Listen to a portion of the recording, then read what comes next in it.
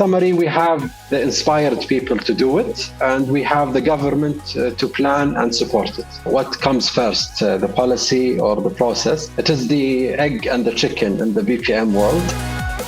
Welcome to Process Pioneers, the show that takes a deep dive into the minds of decision makers, key influencers, and process experts who are pioneering the world of everything process.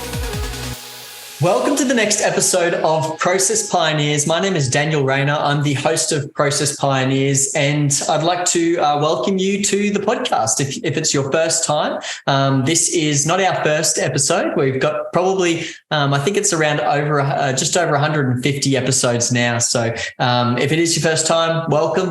We've got a huge library of episodes very similar to this, where we dive into the topic of business process management and what it means for an organization, how it can be effectively implemented. What does this BPM journey look like? What value can BPM bring to an organization? We cover a whole range of topics with those that are putting BPM into practice day in and day out in organizations throughout the world.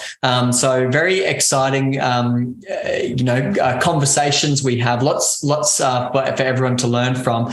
And if you have been listening to us for some time, I would love a rating and a review on any of the platforms that you're listening to this on right now, whether it's Apple or the Android app, the Google app, YouTube, any of those platforms. A rating and a review would help us out a lot in helping to promote this message, this topic of business process management, process excellence, process transformation. So thanks for joining us for today's episode. I have the absolute privilege of sitting down with Hassan Alhumaidan. Now, Hassan, we've actually had a conversation with Hassan before, maybe just a little over a year or so, I think it's been. But Hassan's episode has actually skyrocketed in listens. So it's one of our most listened to episode. In fact, last year it was the most listened to episode. So if you enjoy this conversation we're about to have, then please go back and watch my previous conversation with Hassan. But Hassan, I just want to thank you so much for coming and sharing your knowledge and wisdom with us, or you're about to, a second time. Thanks, Daniel. It was an honor to receive this award and recognition from your podcast. And I'm excited to be here again. And I hope your audience can glean from this one as well. That's great. That's fantastic. So one topic that is on my mind at the moment, and it's one that many people are, have this question. Obviously different organizations are at different levels of business process management maturity. Some organizations have a dedicated area focused on business process management. Others, it's more scattered throughout the organization. But one topic comes up around the difference between quality management and process management. Can you talk to us a little bit about what is that difference? Just give us a bit of that clarity around how does quality management and process management differ, and how do they complement one another? Okay, so to answer this very common question, Daniel, we need to go back in time to where these concepts originated. Quality, I think, was introduced after the World War II in the 1950s, during which the people of the world was suffering and was in need for food and medical drugs. Thus, the food and the medicine industry were trying to improve the way they operate to comprehend and be able to supply with the increasing demand. During that time, various academics and consultants put their mind together to solve this very problem. You had William Deming, Joseph Juran, and Philip Crosby perfected the concept of total quality management, with each one of them focusing on a different aspect of quality. Deming focused on the quality of products and services, while Juran focused on continuous improvement, and Crosby focused on gaining the customer expectations to achieve their satisfaction.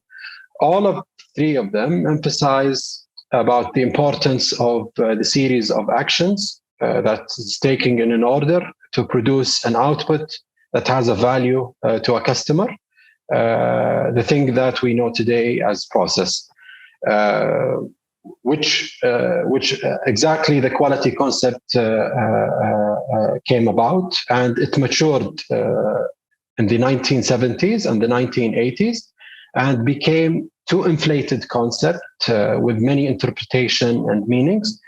You can see where I'm going here, Daniel. The way I see it is the quality gave too many great ideas that would later on became a standalone concepts, like, for example, performance management, customer services and expectation, and also process management. Quality is doing all of these concepts together effectively, where process management is a focused standalone concept that cultivate and foster the way we operate and conduct our work on day-to-day basis. So that's great. That's good. It's good clarity to have that, because I think sometimes unless you understand these different topics or concepts, sometimes there can be a bit of a blurry lines in terms of, well, what do they actually each mean? Do we really need one if we have the other? You know, we've got a quality management team. Do we need process management? We've got process management. Do we need quality management? So it is good to get that clarity. But how does a quality department and an office of BPM, for example, operate differently in an organisation? Can they coexist? Yeah, definitely they can coexist. Quality experts can relax knowing that the office of BPM, it's not there to replace their department. Today, we see both departments operate together in a corporate level under one sector. The quality department mostly responsible for maintaining quality certifications, like, for example, the ISO standards, EFQM, Baldrige, and many others. They work hand in hand with the concerned department, connecting them with the accreditation bodies.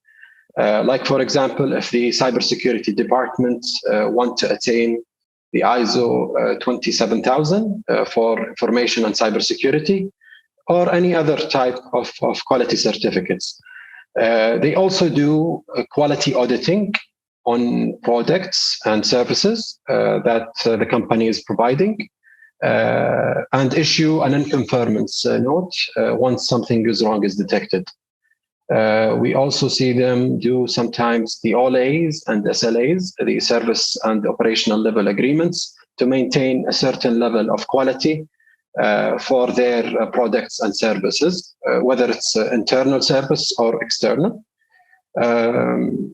Also, they may be handling the controlling documents, whether it's in an electronic form or paper-based.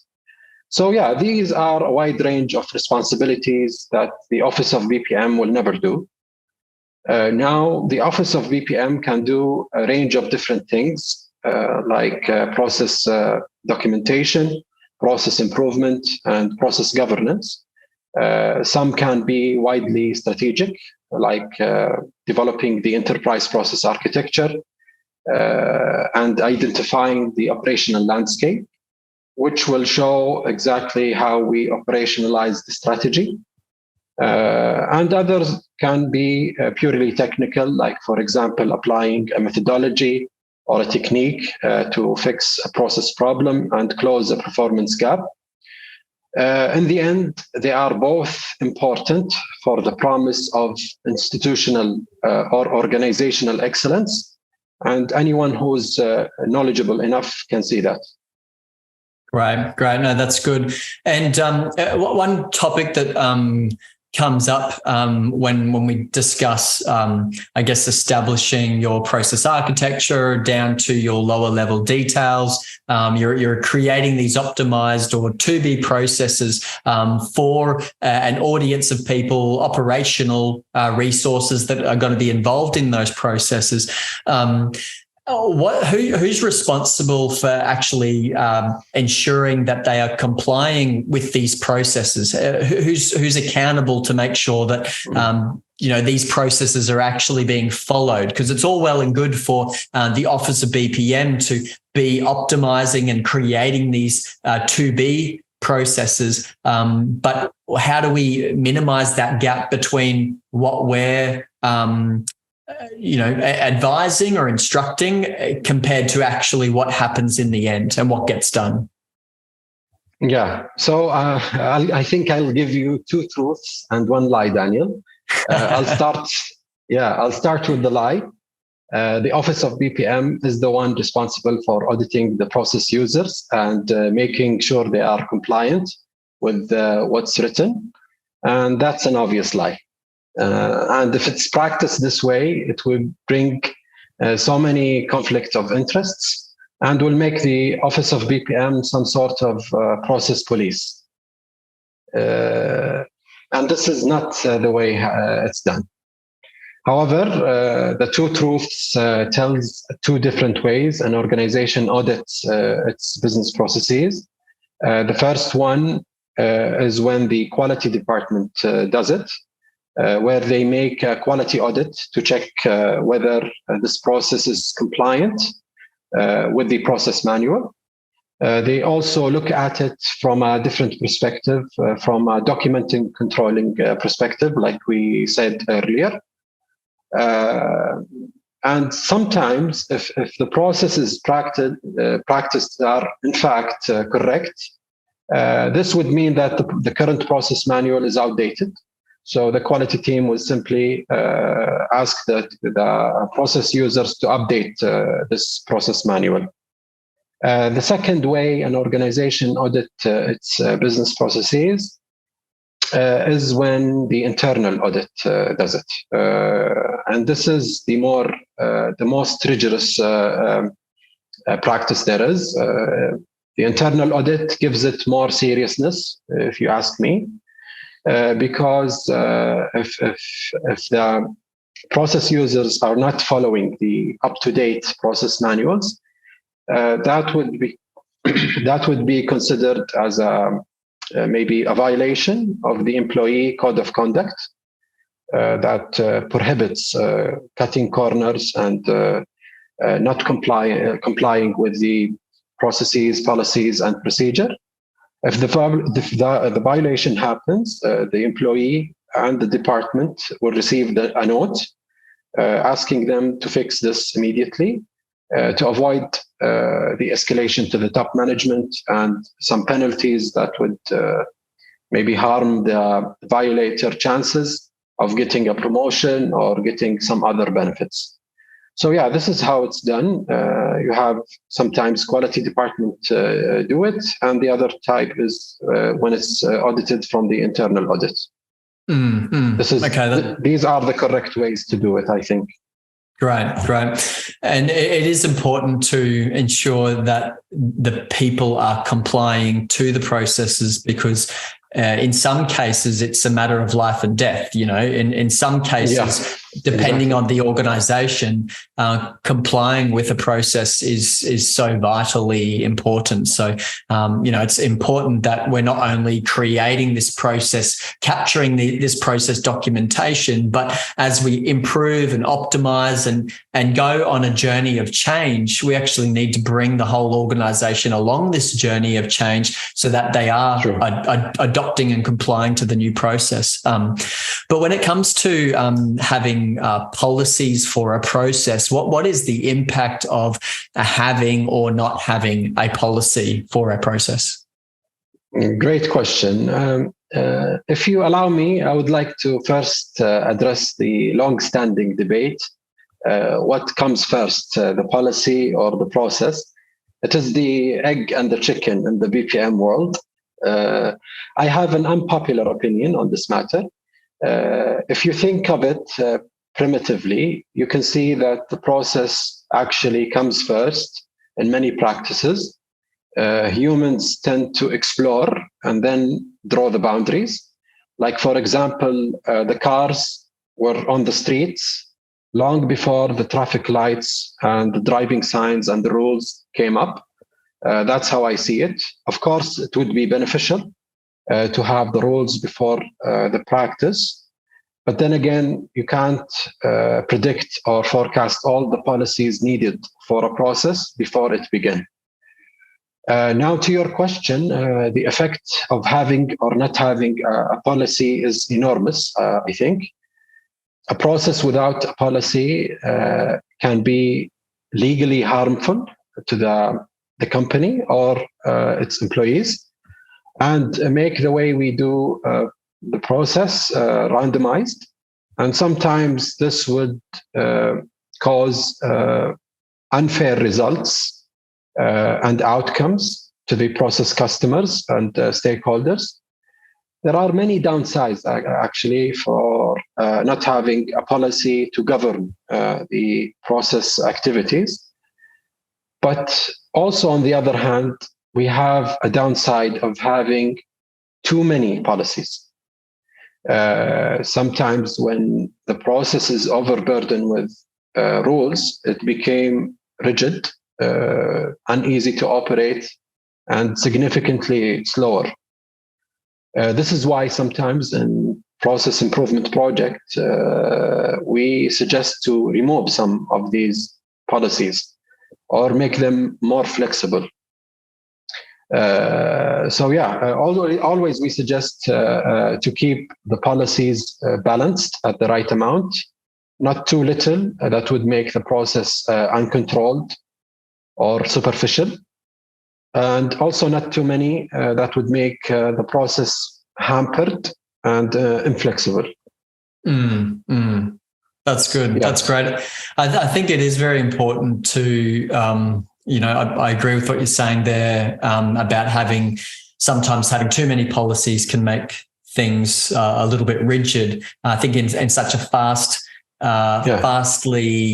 changing and adapting landscape or environment that we're in, whether it's due to technology or a wide range of things, it does expose an organization or leave an organization exposed to competitors, because if there are organizations that can adapt and change and optimize and create a better experience for their customers or better back-end processes, then there is the potential that they create the new future, where we see so much in the news of late to do with artificial intelligence. That's something that a lot of people are talking about at the moment, and that's evolving daily. Like that is the amount of people that are focused in on this area. That's a space that's going to continue to adapt and evolve. And if our organizations can't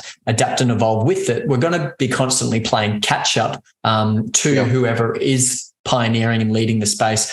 But one question I wanted to ask you in particular was, obviously different regions in the world have a different appetite for business process management, depending on how much maybe it comes down to education, maybe it comes down to whether it's being mandated or not. But you can see in different regions of the world a different level of appetite for business process management. One thing I've noticed, because I do have a few connections throughout Saudi Arabia, is that there's a huge appetite there. I mean, I know people that fly into Saudi Arabia from other parts of the world because, Saudi Arabia is investing into business process management at the moment.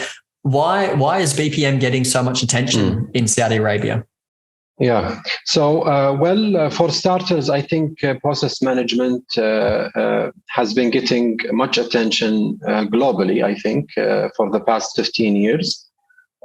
Here in Saudi Arabia, maybe we have some major benefits that has accelerated the BPM adoption so far. And there is two sides of it. We have the society and the government.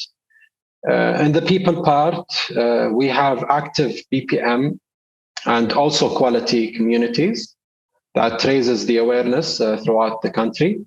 They do publications, yearly summits and trainings. From the government part, we have the Saudi Vision 2030, led by His Royal Highness, the Crown Prince. The vision has been a tremendous accelerator for BPM. If you have read it, Daniel, you can find many process references there, like simplifying governmental processes, streamlining them, and digitizing the processes, etc. Also, we have royal orders that mandated the government entities to establish a process manuals and to have centers of excellence. This is specifically to the public sector. All of these outstanding enablers has made the governmental entities to be recognized for many local and international excellence awards, like King Abdulaziz Quality Award, EFQM, Baldrige, and also ISO standards.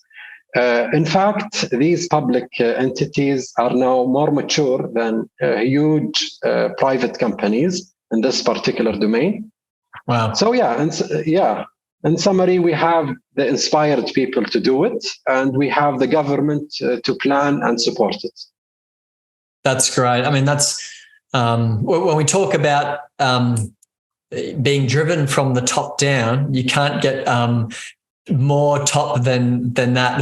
I think when we have organizations that, in other parts struggling to get this adoption and buy-in and spread this this BPM, business process management approach, it needs to come from the top if it's going to have any sort of longevity, if it's going to be sustainable. It really needs to be driven from the top down, because if it's not, anyone can move and change positions. Anyone can move on to a new role elsewhere. If the new person coming in has a different approach or a different way of doing things, even just one level up or two levels up, it's, all of the effort that's gone into implementing and establishing business process management is going to fall flat on its face. But if it's adopted across the senior leadership, that's when it's going to be much easier to obviously drive that adoption. And we've got a few examples here in this part of the world, in Australia, New Zealand, but I think hearing about that in Saudi Arabia, it's obvious why there's so much interest and so much appetite for it. And it's amazing that public organizations are leading the way in this matter, because I would say in other parts of the world, it's probably quite the opposite. Yeah. Agreed. Yeah.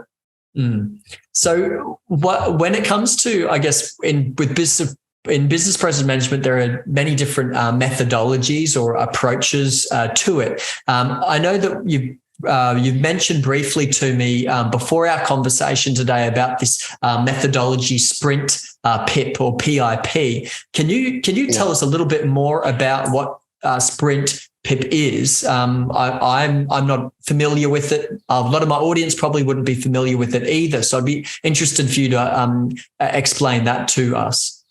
Yeah, sure. Let me first talk about how it came about. The man behind this methodology is Mr. Bassam Al-Khashi. He started looking years ago at various types of improvement methodologies and tried to figure out how to make it faster without affecting the quality of it. In reality, I think he was improving the improved process, if that made sense.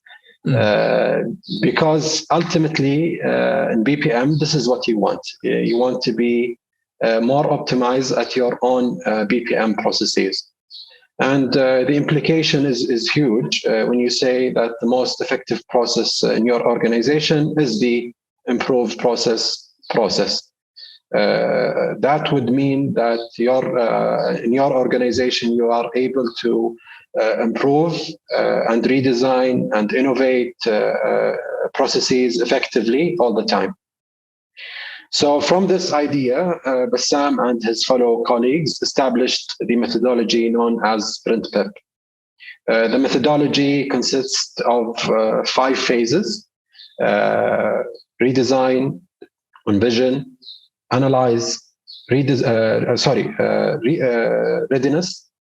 envision, analyze, redesign, and then roll out. In these 5 phases, we were able, Bassam and his team, they were able to cut down the required time to analyze and redesign a process from few months to just 10 business days, without affecting the integrity of the improvement. It uses a lot of agile concepts, facilitation methods, and also visualized tools. This is also achieved by identifying and inviting all the process stakeholders into a collaborative workshops. So no more individual meetings that in many cases creates maybe conflicting information. No more back and forth emails because we can take the required information on the spot during the workshop. And hopefully we can take also agreements and approvals, because we use some protocols like approve or improve during these workshops. So with these types of enablers, we were able to improve processes and redesign them in this time period. If I want to talk about what makes Sprint Pip stand out, or the unique part of the methodology itself, it has to be with its first and last phases.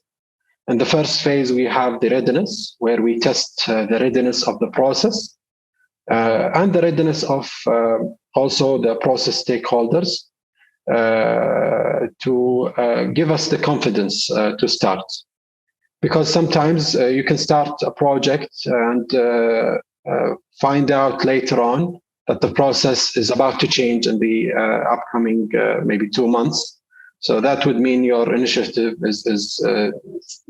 will fail from the beginning. So it's good to have this readiness tested at the beginning to make sure everyone is ready, the process is ready. We can do this process redesign. So yeah, and lastly, the rollout phase. It is, I think, it is the most important phase of the methodology. Here you can plan the actions for the redesigned implementation, and also assign known individuals in the organization as project owner, project manager, and also project team. This will ensure more controlled implementation with no room for excuses to not implement. Thankfully, the Sprint methodology is on a successful run. We have applied it on various types of organizations, and we've been receiving wonderful feedback from our clients. That's amazing. That's fantastic. I can already think of a number of people that will want to dive into Sprint Pip into more detail. I think that, thanks for sharing that. Obviously, very brief, high level overview of what Sprint Pip is. It sounds very interesting. Just to define the naming of the methodology, the PIP is short for Process Improvement Projects. So, in summary, how we can do these projects in a very efficient and fast way. Yeah, fantastic. Yeah. No, that's great. And obviously, as we mentioned, like depending on the organization, depending on the people, depending on their background, depending on their experiences and their perspective on BPM, there's different terminology that's thrown around that sometimes it can be a bit confusing as to what does this mean? What does that mean? How do they differ? One of those differences or those the terminology, if we'd call it that, is process improvement and process re-engineering. They're both terminology that is used quite frequently and sometimes in placement of each other. What is the difference between process improvement and process reengineering? Okay, this is going to be a simple answer, actually. You either have an incremental change or radical change. The process improvement tend to change the process moderately by looking at the gaps, the performance gaps, and trying to closing them. So it's a step-by-step remedy for the process problems. However, on the other hand, process reengineering is trying to bring a new, innovative way to execute the process. And I say innovative because it is advised to only use the redesign methods only when you have really innovative ways to change the process. Like, for example, how Amazon went from 3 to 2 business day delivery to at the same day package delivery. They achieved this by re-engineering the deliver packages process. Instead of looking at the current human or non-human resources, they employed the AI, robotics, and drones to achieve this radical change in their services. I mean, BPM can help you either ways, whether you're trying to keep the same process and have some ideas and solution to make it more effective and efficient, or you're trying to rethink and reshape the process with new ideas, with new innovative solutions, and start from the scratch. So yeah, I think it's a BPI versus BPR, so business process improvement or business process reengineering, depending on the situation you have. Yeah, that's great. That's fantastic. Thanks for that clarity. And obviously, when it comes to either process improvement or process reengineering, there are some implementations of either that go well and go to plan and deliver the value that was anticipated or expected, and in some cases above and beyond the value that was anticipated.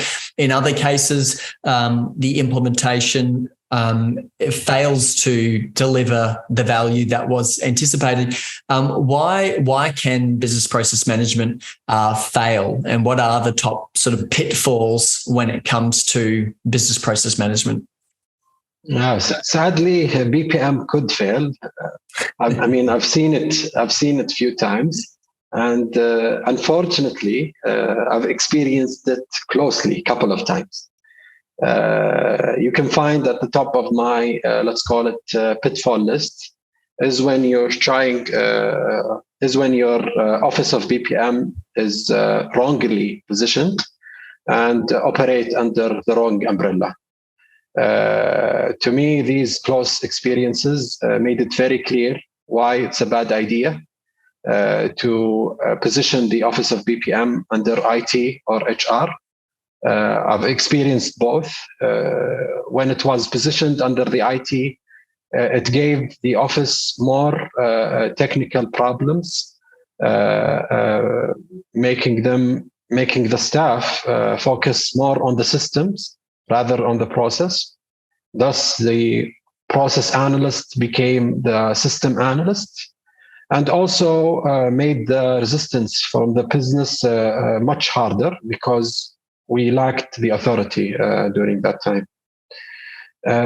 When it was positioned under HR, it actually dissolved the concept of cross-functional processes into siloed departmental processes, because HR, in most of the cases, is responsible for the organizational design and interested to map the roles and responsibility to each sector and department. In both situations, the reporting line wasn't working as the one would hope. So yeah, I think BPM always should be placed centered in the organization to avoid being biased and to have direct line of reporting to the top management, either the CEO or the COO. So yeah, it was a very hard lesson learned for me. The other top pitfall, actually, it could summarize any other type of failure that faces BPM. It is this idea that comes from Mr. Roger Triguier when he summarized with a sentence to have a proven valued business benefits. When the office of BPM failed to bring a proven valued business benefits, this would make the BPM unsuccessful. So in summary, make sure you place the office correctly in the organization and bring a proven valued business benefits. So yeah, that's it. That's amazing. That's great. And thanks for sharing with us that what Roger's shared with you. Roger's also, for those that are listening, Roger's someone that we've had on this podcast as well twice now. And I think we've got a third session coming up with him in the next month or two. So if you want to learn more about this Roger Triguier, if you haven't heard of him before, I'm sure a lot in Saudi Arabia have heard of Roger Triguier, but there's a whole episode dedicated to sort of his approach. So, but Hassan, I just want to thank you so much for diving into these topics with me today. I think that these topics are topics that we haven't really spent much time focusing on in previous episodes. So, there's a whole lot there for our audience to glean from. I think that you gave a lot of clarity around a wide range of topics there. And so it's going to be super beneficial for the Process Pioneers audience, the community. And, I think it's just going to help bring a lot of clarity to people that are currently in this space and maybe are trying to articulate and promote BPM and encourage the adoption of BPM across the enterprise with their senior leadership. I think the more clarity that we have as process practitioners, the more we're able to bring clarity to those around us as well. So Hassan, I just want to thank you for sitting down with me today. I have no doubt that this is going to be another well-received episode. So I'm very excited for the release of this. But on behalf of the Process Pioneers community, thanks once again for sitting down with me, for taking this time out. We really appreciate it. It's always a pleasure, Daniel, and thanks again.